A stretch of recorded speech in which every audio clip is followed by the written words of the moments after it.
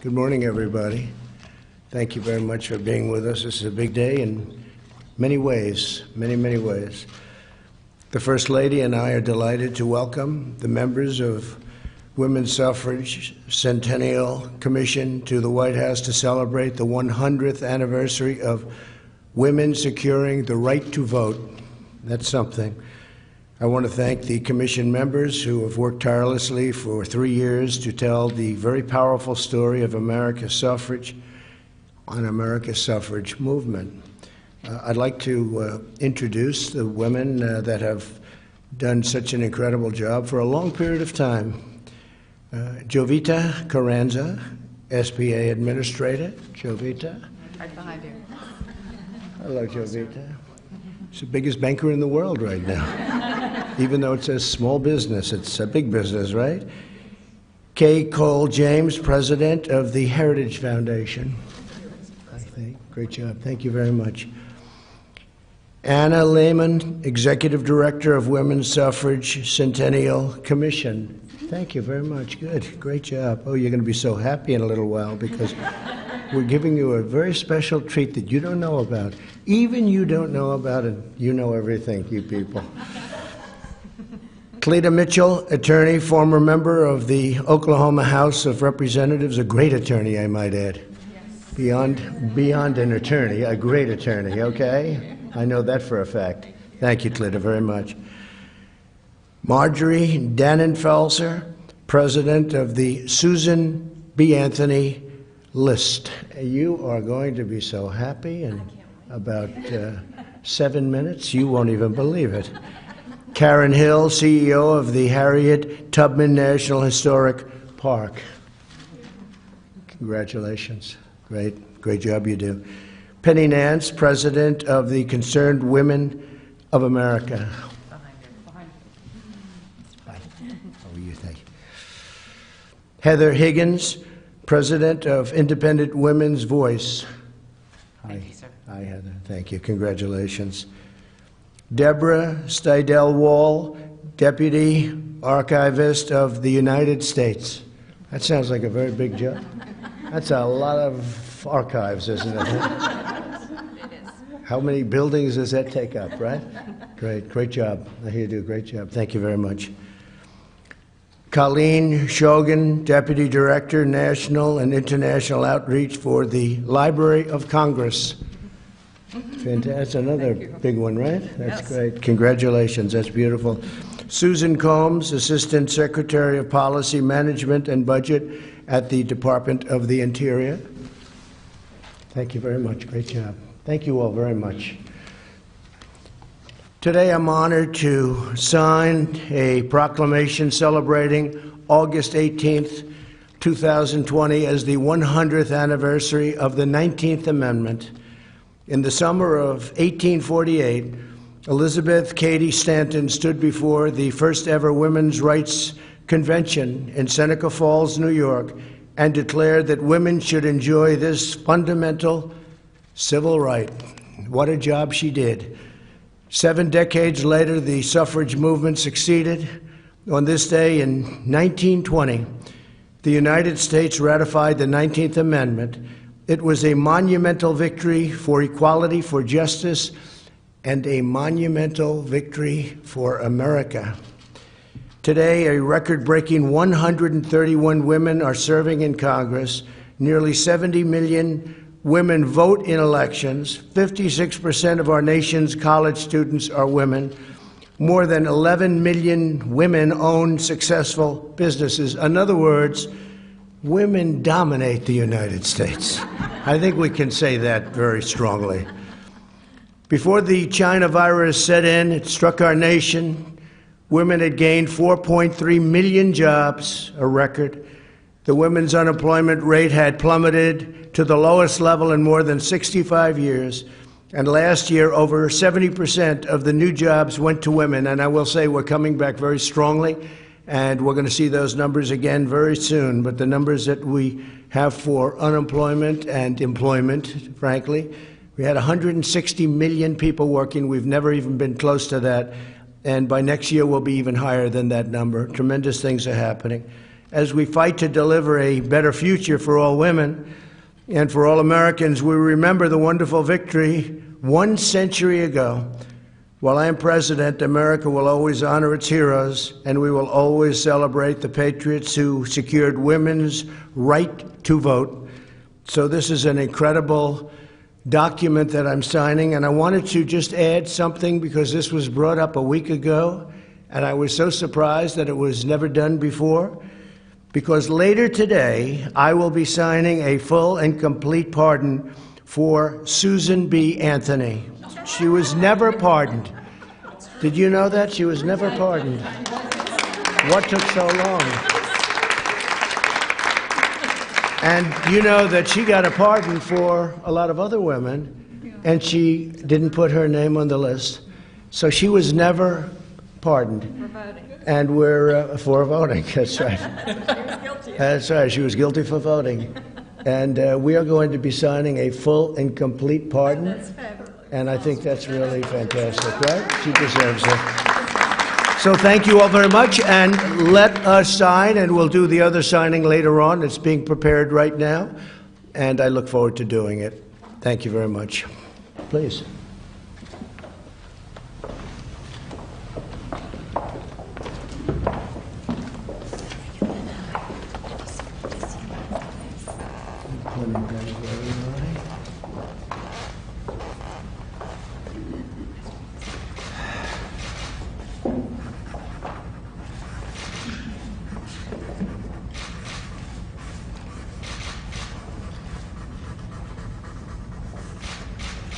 To make it look nice. Okay?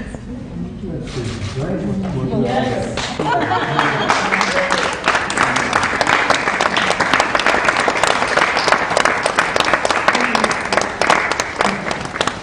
So let's take these and hand these out, honey. Yeah. Oh. I can get them. Thank you so much. This is much better than signing one letter at a time. Yeah. You ever see what those signatures look like? They're not good. They're not good. So thank you all very much. And who would like to have the privilege of celebrating this? Who would like to have that? I think so. Yes, I think so. I think so. Congratulations. Thank you. That's good. Donna was hoping to stand right over here. Is there someone that wants to take? Yes, of course.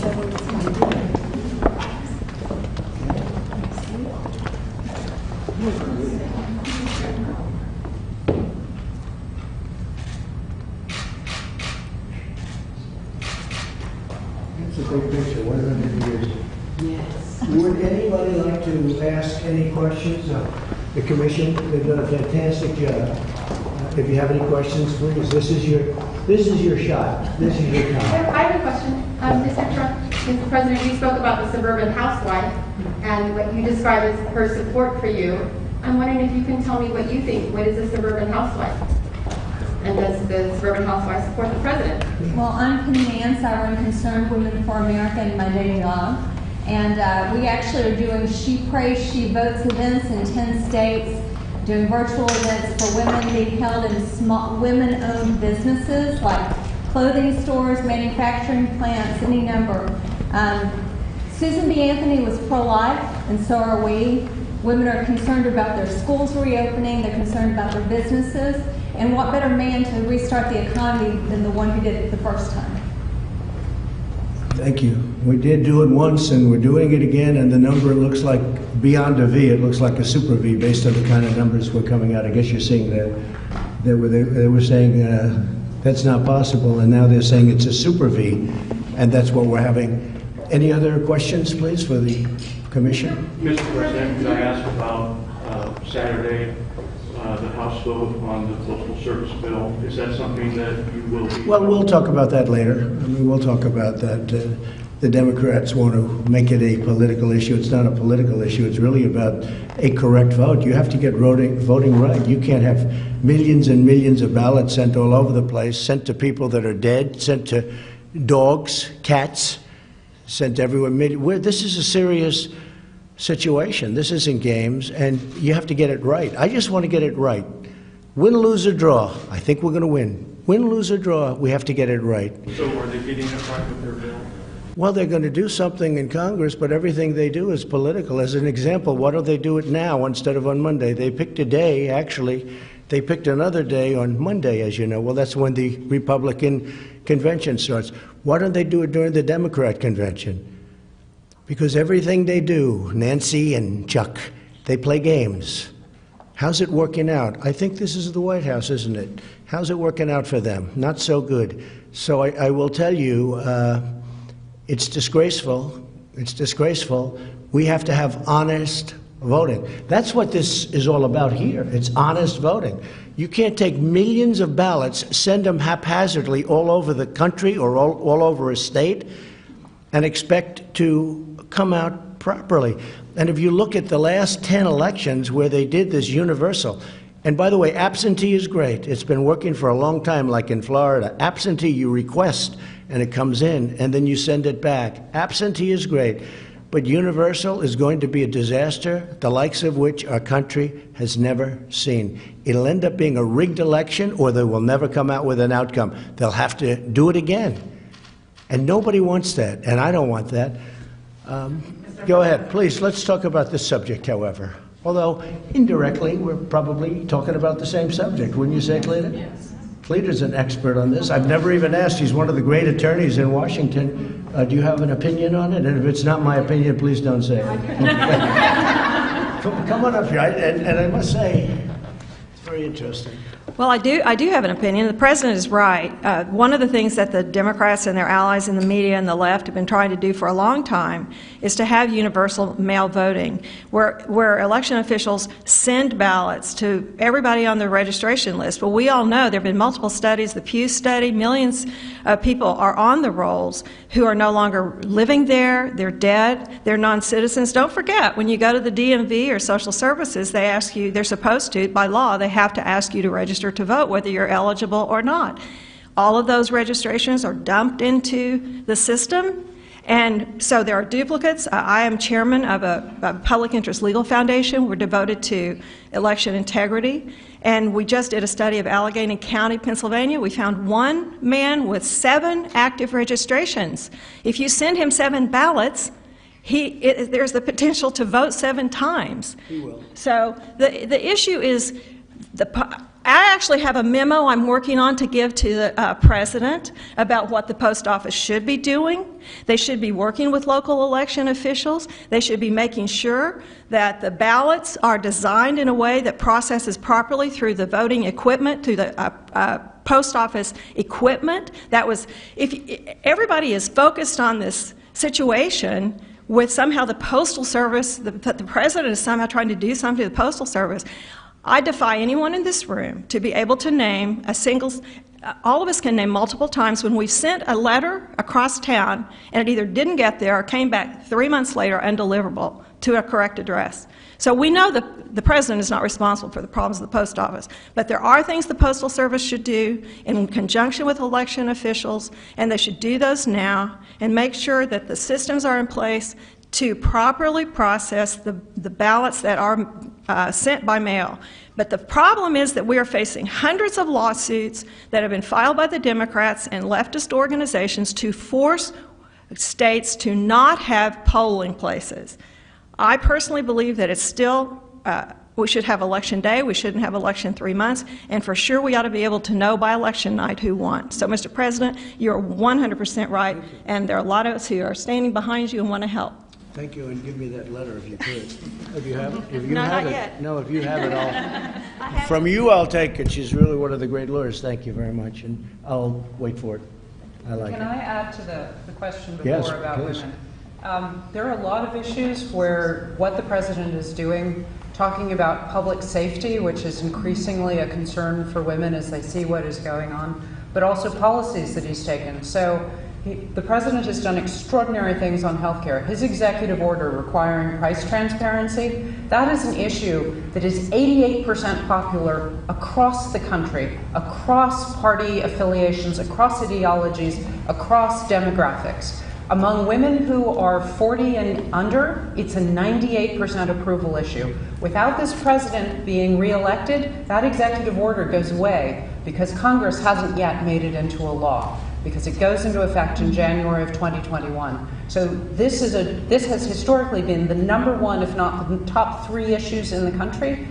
And this is the only person who's going to bring price transparency, which can bring down healthcare costs by 40%, revealing what the true prices are of your hospital or your insurance before you have to pay for it, so you can shop, or other people will shop, and that will drive down prices. Enormous issue for this cohort. So women care about a lot of things. So nice that you say that, because they don't speak about it, but transparency is a very controversial issue because doctors don't like it, and frankly, hospitals don't. The good doctors love it, and the good hospitals love it. Doctors and patients love it. Hospitals, insurers, PBMs, which are the wholesalers that control the pharmacies. That's right. And pharma, they all have lobbyists all over Washington trying to stop what the president is doing.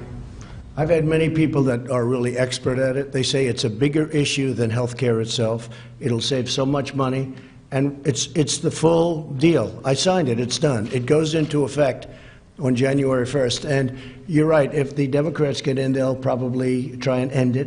And what a shame that would be, because it was so hard to get it done, and it will save people massive amounts of money. I'm not talking about 1% or 2%. The other thing we just did, you probably heard, is I signed a favored nations clause on drugs, because we have countries in the world, Germany and others, but we have many countries in the world that pay a tiny fraction. I don't mean like 2% less. 10% versus what we pay. You have a pill that will sell for 10 cents in a certain country in Europe that will sell for $2.50 in this country, and it's so unfair to our people. And I signed a favored nations clause, and the drug companies are spending millions and millions of dollars trying to get me not elected. And all it means when you see ads from drug companies, all it means is one thing: the drug prices are going to be coming down 50, 60, 70%.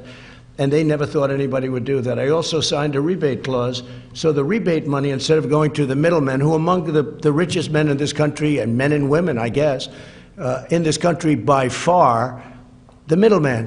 The middleman makes more money than the people that produce. At least the drug companies produce something. But I signed where the rebate goes to the people. There's never been anything like this. And as a non-politician, I could do it. And I will tell you, I was called by a lot of politicians that I was surprised at, literally begging me not to do it. Please don't do it. Please don't do it. And because, you know, the Big Pharma is by far the #1 lobbyist paying group in the country, and people are loyal to Big Pharma, and I'm all for Big Pharma. But this is a tremendous, this will be a tremendous drop. So between transparency and what I just did with respect to favored nations, that means if Germany pays 10 cents and we're paying $2.50, we go down to 10 cents. That's a number that nobody's even thought of. And what will happen is they'll have to pay more, and we're going to have to pay much, much less. Like numbers, and it could be 70, 80%. So we're not talking about games. And nobody had the courage to sign it. A lot of people didn't even know about it. A lot of people. So I appreciate very much you saying. And it may be that transparency is even more important than that. I think it is, because transparency is the basis for markets, and that's the basis also for trust. Right now, you don't have the right to know what something costs before you buy it. If airlines followed the same model as hospitals and insurers do, you wouldn't know the price of your airline ticket until after you landed, because they don't know how full the flight's going to be. They don't know how much gas they're going to have, fuel they're going to have to spend. But every other business manages to do their average pricing. Hospitals know their average prices. That's how they sell so quickly when somebody's buying a hospital. Right. They're just not sharing it. It's so great. It's so great. Let's see, voters. Well, that's interesting. See, you just.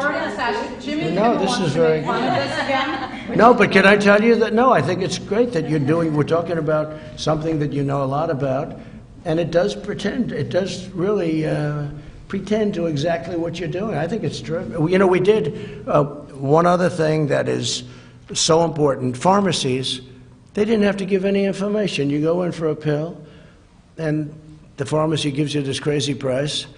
And you can't price it, you can't go around, you can't do anything. I ended that practice. I said, what do you mean you can't negotiate? You didn't even have the right to negotiate. I ended that and was met with a hail of storm Everything I do, I get met with a hail of storm. But you know what? I do the right thing. I do the right thing for the people. I don't need big pharma. They don't help me. They help a lot of other people, but they don't help me. I'm doing the right thing for the country. And let's see whether or not people realize it. They're spending millions and millions of dollars on negative ads on me. And you see, it's big pharma. Unlimited money. I mean, they have so much money. They have unlimited money. And let's see. But I think when people see big pharma taking ads on me that I'm such a bad person, what it means, and I hope they understand that, it means drug prices are going down. Caitlin, go ahead. Do you want to respond to Michelle Obama's speech last night where she said that you're in over your head as the overall president? Yeah, no, she was over her head, and frankly, she should have made the speech live, which she didn't do. She taped it, and it was not only taped, it was taped a long time ago because she had the wrong deaths. She didn't even mention the vice presidential candidate in the speech, and you know, she gets these fawning reviews. If you gave a real review, it wouldn't be so fawning. I thought it was a very divisive speech, extremely divisive. We have a tremendous amount of enthusiasm for my campaign because of things like we're talking about now, drug prices and drug cuts and transparency with hospitals and doctors that are going to lower bills by 50%, 70%. You're talking about numbers that are incredible. There's a procedure, I won't mention what it is, but there's a procedure where one hospital was charging $2,500, another hospital was charging $32 for the exact same procedure, using the exact same kit, and the people weren't able to go around and even have that option. And it was the exact same. In fact, we did a study, and the one for $32 actually did a better job, okay? How about that? $2,500, $32, and the cheap one did a better job using the exact same stuff. So that's what we're talking about. We're talking about numbers that are incredible. No, I thought her speech was very divisive.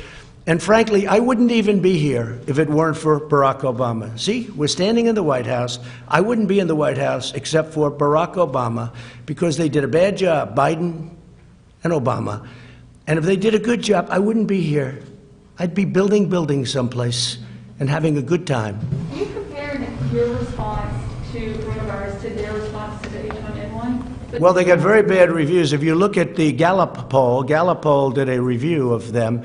Now, you have to understand, that was a far lesser vicious disease. It was not the same, in the same ballpark. But, yeah, I know. It's also a much lesser disease.